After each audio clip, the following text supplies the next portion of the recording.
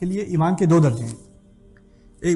ورنہ تو علماء کے ہاں اس میں بہت مختلف قسم سے بحث کی گئی ہے، لیکن صرف ایک پہلو میں آج آپ کے سامنے رکھ دوں. وہ یہ ہے کہ اگر آپ کسی غیر مسلم سے بات کر رہے ہیں تو غیر مسلم جب آپ کے ایمان کے بارے میں آپ سے پوچھے گا کہ تم کیا کیا مانتے ہو، تو آپ یہی کہو گے نا، میں اللہ کو مانتا ہوں، میں آخرت کو مانتا ہوں، میں اس نبی کو مانتا ہوں، میں اس قرآن کو مانتا ہوں، میرا پوری ان تمام چیزوں پر میرا ایمان ہے، اور پورا ایمان ہے، 100% ایمان ہے. وہ کہے گا تمہارا 100%، 90%، 50% کتنا ایمان ہے؟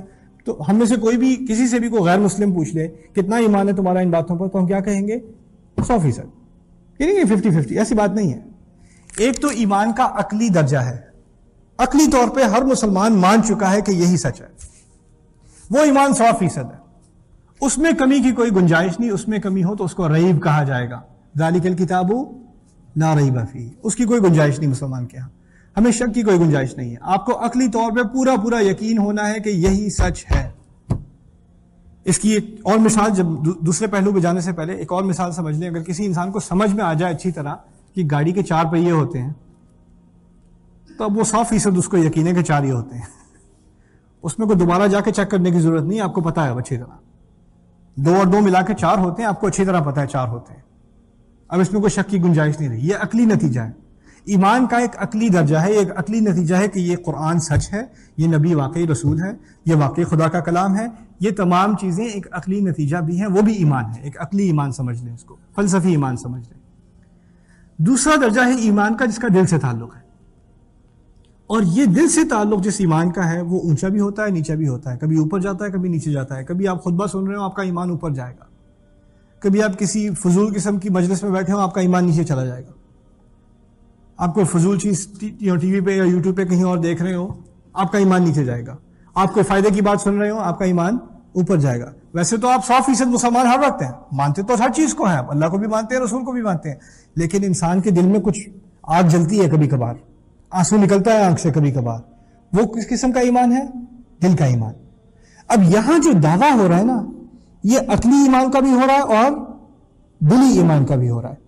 لیکن ان کے خلاف جو نقد قرآن میں کی گئی ہے وہ بھی 2 طرح کی ہے. یعنی ایک عقلی منافق ہے جو واقعی اصل میں مانتا ہی نہیں کہ یہ سچ ہے، صرف دکھاوے کے لیے مان چکا ہے.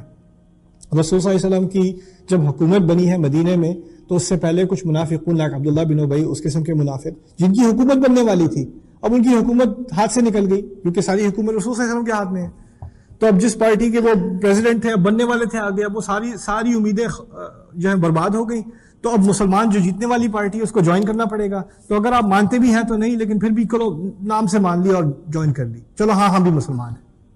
ٹھیک ہے نا؟ وہ بس کہنے کی بات ہے، کہنے کی بات ہے، دل میں اس کی کوئی ایمان نہیں ہے، نہ عقلی طور پہ مانتا ہے. ٹھیک ہے نا؟ لیکن دوسرا نفاق، ایک نفاق ہے عقلی نفاق. یعنی میں تو اندر ہی اندر میں تو اس بات کو میں تو خدا کو بھی نہیں مانتا، میں تو رسول کو بھی نہیں مانتا، قرآن کو بھی نہیں مانتا، لیکن کیا کروں، مصلحت ہے اس معاملے میں. اب کیا کریں؟ اگر اپنا فائدہ نہیں دیکھیں گے تو کچھ نہ کچھ تو سیاست کھیلنی پڑتی ہے. صرف اس لیے مسلمان ہے. دوسرا منافق بہت خطرناک ہے، اس سے زیادہ خطرناک. اس کو تو آپ جاسوس بھی کہہ دیں. ٹھیک ہے نا؟ کچھ جاسوس ہوتے ہیں جو مسلمان ہونے کی مظاہرہ کرتے ہیں، دیکھنے میں مسلمان، لیکن مسلمان اندر سے نہیں ہے. ہو سکتا ہے کسی قسم کا ایجنٹ ہو، کوئی اسپائی ہو، کچھ اور چیز ہو. ٹھیک ہے نا؟ لیکن جو دوسرا منافق ہے، جو دل کا منافق ہے، وہ کیا ہے؟ وہ تو عقلی طور پہ اپنے آپ کو مانتا ہے مسلمان، لیکن دل اس کا مطمئن نہیں ہے. دل مطمئن نہیں ہے. دل میں سے ابھی بھی انہی چیزوں سے محبت ہے جس سے کسی کافر کو محبت ہو. دل میں ابھی بھی حلال اور حرام کی وہ تمیز نہیں ہے، جو یعنی حرام چیز ابھی بھی اچھی لگتی ہے اور حلال چیز ابھی بھی کم معلوم ہوتی ہے. حلال پہ دل خوش نہیں ہوتا، حرام کی طرف نظر جاتی ہے ہمیشہ. یہ عقل کا نفاق نہیں ہے، یہ دل کا نفاق ہے. یہ دل کا نفاق ہے. یہ 2 طرح کے نفاق ہیں. اور اصل مسئلہ اکثریت مسلمانوں کی، ہمارا اصل خطرہ پتہ ہے کون سا ہے؟ دل کا نفاق. دل کا نفاق. انسان مانتا ہے، ٹھیک ہے، اسلام کو مانتا ہے، لیکن جب دل مطمئن نہ ہو، وَقَلْبُهُ مُطْمَئِنٌ بِالْإِيمَانِ، اس کا دل ایمان پر بالکل مطمئن ہے، جب تک وہ حالت نہ ہو تو پھر روز اوپر نیچے اوپر نیچے اوپر نیچے، اور اس طرح کا کھیل اب انسان کھیلے نا بار بار. کبھی ایمان اوپر، کبھی کچھ اچھی بات سن لی تو اوپر، کبھی نہیں سنی تو نیچے، پھر کبھی سنی تو اوپر، پھر کبھی سنی تو نیچے. اگر یہ کھیل کھیلتا رہے تو آخر کار پھر ایمان نیچا ہی رہتا ہے.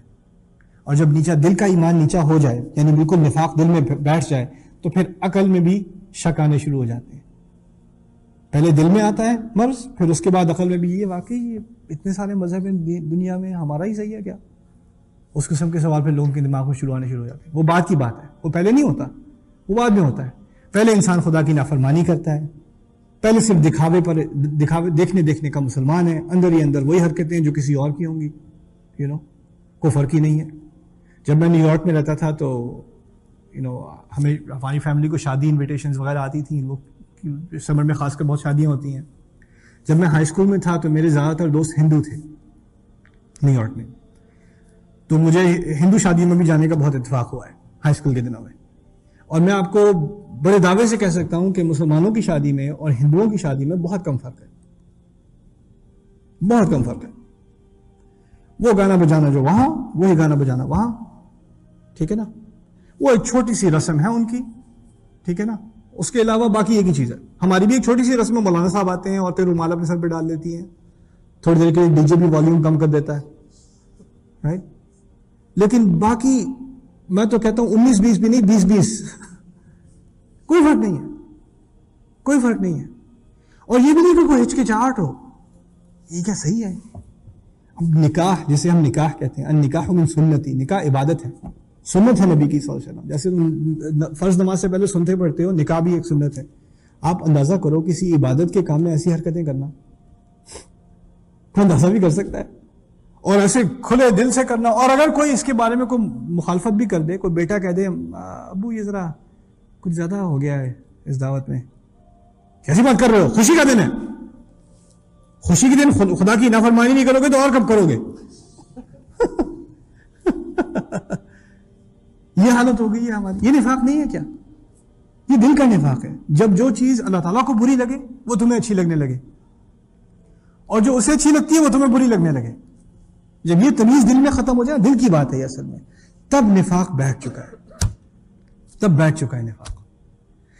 ان آیات میں عقلی اور قلبی، دل کے نفاق دونوں کے بارے میں بات ہو رہی ہے. تو جو عقلی منافق ہیں وہ بھی خبردار، اور جو دل کا منافق ہو یا اس کو خطرہ ہو وہ بھی خبردار. اور دل کا منافق کون ہو سکتا ہے؟ آخری سوال، دل کا منافق کون ہو سکتا ہے؟ ہم میں سے کوئی بھی ہو سکتا ہے. کب اس کا شکار ہو سکتے ہیں؟ کبھی بھی ہو سکتے ہیں. کبھی بھی آپ اس حملے سے محفوظ نہیں ہیں. اس ایمان کی ہمیشہ حفاظت کرنی ہے. ان آنکھوں کو ہم نے ہمیشہ محفوظ رکھنا ہے، اس زبان کو محفوظ رکھنا ہے، ان ہاتھوں کو محفوظ رکھنا ہے. کہاں سے کمائی کر رہے ہو اس کا بھی دل پہ اثر پڑے گا. کیا کچھ دیکھ رہے ہو روزانہ اس کا بھی دل پہ اثر پڑے گا. کیا کیا باتیں تمہارے منہ سے نکل رہی ہیں اس کا بھی دل پہ اثر پڑے گا. یہ تمام چیزیں ہمارے ایمان پر اثر ڈالتی ہیں. تو جب انسان ان چیزوں کا دھیان رکھنا چھوڑ دے تو پھر نفاق کا مرض بڑھتا پھیلتا پھیلتا پھیلتا چلا جاتا ہے. پھر ایک آخری مرحلہ آتا ہے نفاق کا کہ جب اس مرحلے تک پہنچ جائے کہ وَزَيَّنَ لَهُمُ الشَّيْطَانُ أَعْمَالَهُمْ، شیطان ان کے لیے ان کی بری حرکتیں بھی خوبصورت دکھانے لگتا ہے ان کو. ایسی گندی گندی حرکتیں کرتے ہیں اور ان کے دماغ میں بڑی اچھی بات کر رہا ہوں، اچھی چیز کر رہا ہوں. یہ تو سب کرتے ہیں، اس میں کیا برائی ہے؟ آپ کیوں پرانے زمانے والی باتیں کر رہے ہو؟ زَيَّنَ لَهُمُ الشَّيْطَانُ أَعْمَالَهُمْ اللهم لا تجعلنا منهم.